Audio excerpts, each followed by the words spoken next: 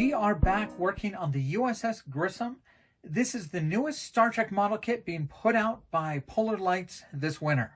So I've done just a little bit of work to the model in between the last video and this one. First thing is I fixed some of the seams. So I fixed how the nacelles were meeting up with the platform, and I fixed kind of how these two parts matched up. There was a big gap under here on the last video.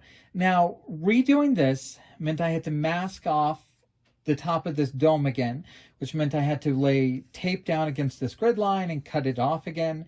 That has left this grid line a little chewed up. You can kind of see this grid line looks great. This one looks much rougher. But overall, getting to redo this seam is such a big improvement. I don't really mind that this grid line looks a little chewed up. And, you know, you're not really going to notice once you're a foot or two away from the model. I've also been adding on some of the gray panels. So you can see I've got some gray panels here on the nacelle, gray panels on top of the nacelles, and on the sensor pod, you can see I've laid down a lot of gray lines along some of these colored parts. I've left a white line here, but two gray ones on either side, and I've done some gray on the top of the sensor pod. So it's probably time to look at the actual Grissom studio model.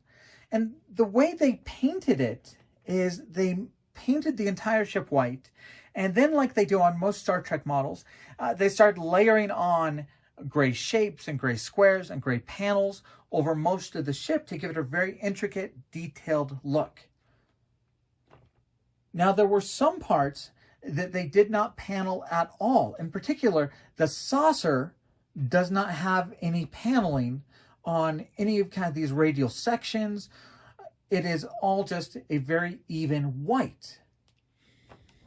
Also, looking at the studio model, the pylons are left very white. This shape down here is left white. And I really wanted to have that contrast between the sections that are white and the parts that are patterned and overlaid with gray. I knew I wasn't going to do an intricate gray pattern across the top of this deck. I know many of you will on a ship this scale, but I decided not to. I still wanted to have contrast, so I painted the entire top of the platform a gray to help this stand out. I also felt it was really necessary to put this gray panel on the nacelle. The nacelles don't look white when you look at the studio model. It looks like it has these panels. And talking about these panels brings me to probably one of the tougher decisions I have working on this model kit.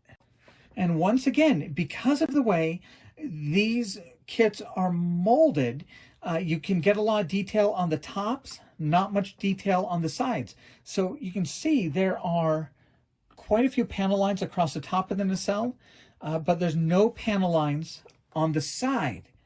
So on this decal sheet that we're about to work with, they put those panel lines in as decals. So my thought is, if I'm going to have outlines on the panel lines here, then I should probably use a wash to bring out these panel lines across the top. Really, there's two ways to go. I could leave it just like this with the gray panels and without accenting the panel lines. But if I use the decals here, I might as well do the wash so that all the panel lines on those nacelles are darkened and defined. And then if I'm defining all the panel lines across the top of the nacelle, the question is, should I be defining all the panel lines running across the bottom of the sensor pod? So a handful of choices there of how I'm actually going to style my model kit. The decal placement guide for this model is on the inside box, like most of the Star Trek kits have been for the past couple of years. So you get nice color pictures of the ship, how it should be detailed, and where each decal goes.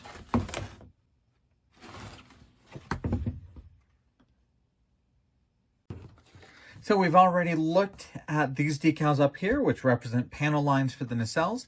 But I also want to point out you get quite a few different registries and names, so you can make this ship one out of several, either the Grissom featured in Star Trek 3 or any of the variations shown on Star Trek The Next Generation or Deep Space Nine. And there's a couple alternate decals depending on whether or not you're doing the Grissom or one from The Next Generation. Like this pennant that goes on the very bottom of the ship. It has a white border if it's a Next Generation ship, or just a red border if it's the Grissom. You get a lot of the profile markings. These go up and down the sides of the pylons and across the front lip of the platform. You get a couple transporter emitter decals. These go on the top of the platform. But not too many really small, tiny decals. Looks like we get a couple airlocks, a couple markings that will go, I believe, around some of the impulse engine features or warp core features. But really not a ton of those tiny red dots that some of the Star Trek kits have. So these decals should go easily.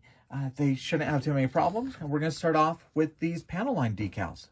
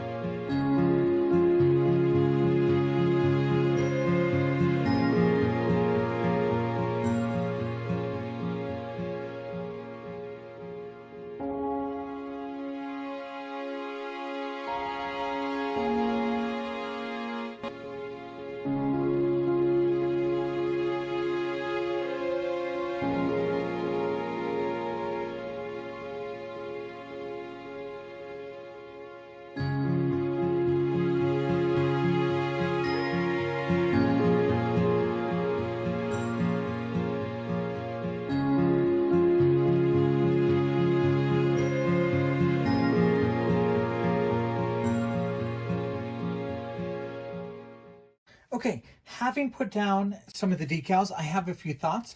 The first thought is, yes, if you want to use these decals for the panel lines, I would recommend doing a wash to darken the other ones. It just won't look right to have dark panel lines here and then non-dark here. If you don't want to use these decals, then probably leave it like it was in the beginning of this video without accented panel lines, with just painted panels. My next observation, you saw me put down those transporter emitter decals. Those were wrong. I had to pull those off. Those are for the Next Generation version of the ship. And if we look at the box, decals 22 to 31 are used only for the Next Generation versions. So really, there's even less decals than I thought on this model kit. So if you skip 22 to 31, you skip the transporter emitters, you skip all of the red markings on the top of the nacelles. You skip this stripe and these markings. You skip this airlock decal here. So really not too many decals at all for the Star Trek 3 version of the ship. Also, we do have an issue with this decal sheet printing. You see these lines that actually show you where the decal are. They don't go through the picture. This really should have a line going all the way to this one. This one should have a line going here. It's not a big deal. All the decals are really easy to figure out. But like on this one, it is something you really have to plan as well. So this one's 30, this is 24, this is 24, this one is 32, and this other one is 30. So it just would have been a little clearer if those lines had gone all the way. And especially down here when they talk about 3 and 4, this line is actually supposed to go all the way up to show a decal here. So it could be a little clearer if those lines had continued properly. The rest of the decals on this ship went on really wonderfully. Nice and easy. The only decals that really gave me any trouble at all were the blue and black dotted lines that go up and down the fronts and the backs of the pylons. Kind of the ones right in here. And they're thicker than the surface, so that they can kind of wrap around the sides of the pylons. I wasn't able to really get those to wrap around, so I ended up having to kind of trim them to kind of fit them to the pylon, which led to a few of the edges looking a little torn up, kind of like right over here. I don't think it really detracts too much from the model. I could probably clean that up with a little bit of paint. But that's the only place I had trouble with the decals. I really can't say enough about this model and how easy it was to light it. If you watched my build videos, I didn't have to mask off all these windows individually. I painted the entire thing, masked off the entire top dome, and sprayed the paint. So super easy to light. This was really simple lighting in the kit, just LEDs, and I really think it looks just fantastic. So we've got, of course, the windows on top, the windows on bottom, and you can see we have all of these little navigation lights and the green and red anti-collision lights. You have the lights on bottom, the ones on the bow and the stern, and you even have these ones that hang on the bottom of the platform. And as we saw in the first video, this is a really cool piece where this entire part of the back deck is clear. You just light block the outside, light it from the inside, so just this point shines through, and that's really well done. There's our impulse engine. The lighting was easy, and I think it's a really great effect. Somebody in one of the earlier videos asked if I could show the ship entirely in the dark, so let me turn out the lights.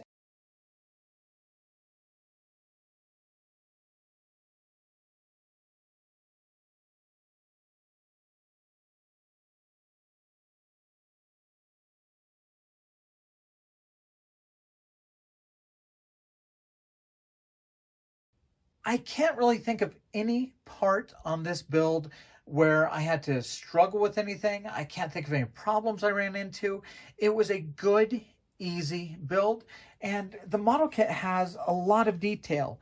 One of the things I like most about a model kit is when it looks good with what I've done, which I think is a fairly average amount of work people would put into the model. But I can really see parts where people could spend another 2 or 3 weeks on this model and just take it to another level. The back deck, as I mentioned before, I just did this back deck as a solid gray. I know people are going to do just an absolute wonderful job doing an intricate pattern across it. I know people are going to take some of these lights where I've just lit them and make them blinking lights. There's just a ton more that an expert modeler can do to this kit to really bring it to another level. I'd also like to take a second and just say one thing to really love about the Oberth class ships, the USS Grissom, is this is a pure science vessel. So really, no phaser strips, no photon torpedoes, nothing made for war. It is a science ship, pure and simple. For our first comparison, we're going to bring in the Klingon Bird of Prey. This is the classic model kit that's been out since the 90s and can be described as 1/350 of scale. And you can see there, these two are very similar in kind of heft and overall size. The Bird of Prey is a little wider than the Oberth is long. It is a little bit shorter, but these two would definitely fit well together on a shelf, and since they were paired up in the movie, I think they would make a nice display piece together. They're probably a little too big for a diorama, but these two would be very cool, kind of paired up with the Bird of Prey behind the Grissom. Now, the USS Grissom is only 14 inches long, but it is 1/350 of scale, which means we've got to look at it side by side with this, the 1/350 of scale USS Enterprise, James T. Kirk's Enterprise from the movies, in either the refit variation or the 1701 variation. This is probably the centerpiece of a lot of people's collections. And really, I'd have to assume the USS Grissom is meant to be displayed with this ship. They're in the same scale, they're from the same line of movies, and let's see what they look like together. All right, definitely a smaller ship, but it doesn't really seem out of place. It might just show how big these Constitution refit ships really are. So the USS Grissom really is just a little bit longer than the Enterprise's engineering section, but without the bulk of the engineering hull, without the huge nacelles, and definitely with the smaller saucer. But absolutely, these two look like they come out of the same universe. Now, as with a lot of different sci-fi ships, we kind of have to just go with the scale they give us. Sometimes the details don't match up quite the same. Like if we compare the number of windows around the bridge of the Enterprise versus the windows over what would be the bridge on the Grissom, you can see considerable differences there. And some pretty big size differences between the two shuttle bays. This being a shuttle from the 350th scale kit. You can see there's really no way that's going to be fitting into a shuttle bay on the Grissom. But what does make sense for the Grissom are these little work bees that come in the USS Enterprise refit kit. So these are just kind of one-man kind of work pods. So you can see the little work bees fit into those little cargo holds and shuttle bays pretty well. And here's a shot of three of the ships from Star Trek III, the Enterprise, the Grissom, and the Klingon Bird of Prey. All right, and just for kicks, let's take a look at the ship with the last time the Grissom was released in a commercial kit. This is 1/1000 scale versus the 350 scale we're doing here, so much smaller. And on this one, you really have to rely on wallpaper decals to provide much of the detail. On this new release, you're going to be painting and detailing it yourself, so just a much better experience. And if you're a fan of science vessels, here's the USS Grissom with the last brand new tooling from round 2, which was the 1/1000 scale USS Voyager. So you can kind of see how those two would look together. Both of these kits that have been put out by round 2 recently, the new toolings they do have just been absolutely fantastic. My overall final impression of this model kit is really this is what a model kit should be in 2022. It is a good scale. The decals give you tons of options to build it as different ships. It's a fun experience getting to paint it, getting to detail it. It looks good if you're just going to spray paint the parts white and then decal it. It's going to look so much better if you take the time to do all the intricate panels. It's going to look good whether you light it or not, but it's very easy to be lit. It's just a well done modern kit. I think that if you like the USS Grissom, I think that if you're looking for something to sit next to the big refit on your shelves, or if you're just looking for a new Star Trek model kit you haven't done a dozen times before, this is going to be a good model to get. So a big thanks to Polar Lights and Round 2 for letting me take a look at this model kit before it hits shelves. It should be releasing any week now. And a big thanks to all of you following the videos on this channel. We really appreciate it. Remember, the only goal here is to really show you guys the models, to help you guys get a good idea of what you're going to do on your model builds, and to kind of see what the model kit is like, good and bad. So thank you guys very much for watching. We'll be back soon.